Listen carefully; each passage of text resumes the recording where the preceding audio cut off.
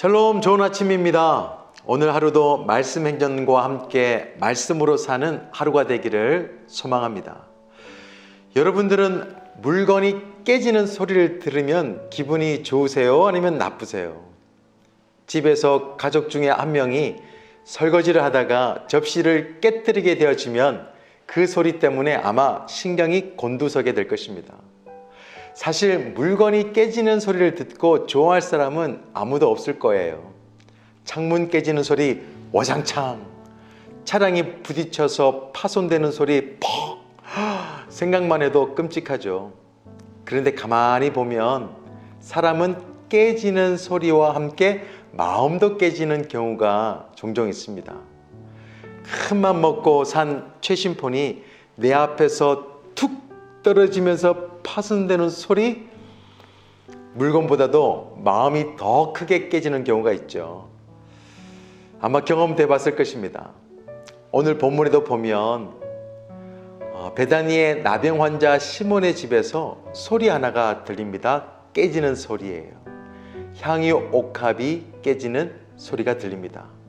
그런데 그 소리를 들으면서 누군가에게는 마음이 상해 있는 것을 볼 수가 있습니다.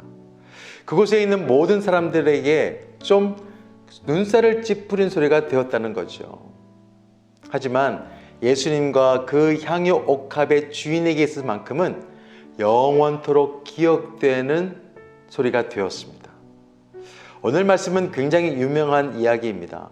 나사로의 여동생이기도 한 마리아가 자신의 결혼 자금이라고 할 수 있죠. 그 전부를 다 드릴 만큼의 값비싼 나드 향유 옥합을 깨뜨려서 주님의 머리에 붓는 장면이 나옵니다. 여기서 깨뜨리다 라는 말은 뭐냐 하면 산산이 깨뜨리다는 거예요. 다시 사용할 수 없게끔 다 드린다는 의미가 그 안에 있습니다. 얼마나 아름다워요. 아름다운 헌신입니다. 그런데 이때 그 누구도 이 마리아의 선택과 헌신에 박수를 쳐주는 사람은 없었습니다. 오히려 사람들의 시선은 따가웠습니다. 그중 한 사람은 대놓고 그 여인에게 말하죠. 주님 한 분께 드리기에는 너무나 많은 양이다. 그것은 허비다. 오히려 그것을 팔아서 어려운 사람을 나눠주면 더 유용하게 사용할 수 있을 텐데. 그러면서 주님께 말합니다. 주님, 제 말이 맞죠? 그 말은 일리가 있는 말이에요. 문제는 그 말을 누가 했느냐라는 것입니다. 그 말을 누가 했냐? 예수님의 제자 중 하나인 가룟 유다가 했다는 것입니다. 여러분께서 아시다시피 그는 잠시 후에 예수님을 말도 안 되는 값에 은 30에 팔아넘기잖아요. 인신매매를 합니다. 저는 그 장면을 머릿속에서 그려보면서 묵상을 해봤는데요. 참 씁쓸했습니다. 그리고 이런 생각이 들었어요. 가룟 유다는 예수님을 팔아서 은 30을 얻었지만 인생을 다 허비하였습니다. 반면에 마리아는 은 30보다 훨씬 더 큰 금액인 300데나리온을 허비하고도 모든 것을 가진 자가 되었습니다. 결과적으로 가룟 유다는 주님의 기억 밖에 있는 자가 되었고 마리아는 주님의 기억 속에 남는 자가 되었습니다.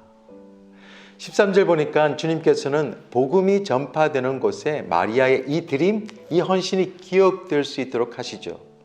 다시 말하면 주님께서 이 사건을, 이 소리를, 그 마음을 영원히 기억하시겠다는 것입니다. 그렇다면 우리도 어떻게 하면 주님의 기억에 남는 새로운 성도가 될 수 있을까요? 10절 말씀에서 답을 찾을 수가 있습니다. 10절 말씀을 제가 읽어드릴게요. 예수께서 아시고 그들에게 이르시되 너희가 어찌하여 이 여자를 괴롭게 하느냐? 그가 내게 좋은 일을 하였느니라. 주변의 사람들은 마리아의 선택, 그 헌신을 조롱하죠? 비판했습니다. 그러나 주님께서는 그것이 좋다고 하시고 아름답다고 하신 거예요. 이게 중요한 것입니다. 내 섬김을 받으시는 주님이 아름답다고 평가해 주신다면 다른 사람들의 눈에 나의 섬김이 어리석은 낭비로 비춰져도요, 걱정할 거 없습니다. 중요한 것은 사람의 평가가 아니라 주님의 평가이기 때문입니다. 고린도후서 10장 18절 말씀도 보면 이런 말씀이 있어요.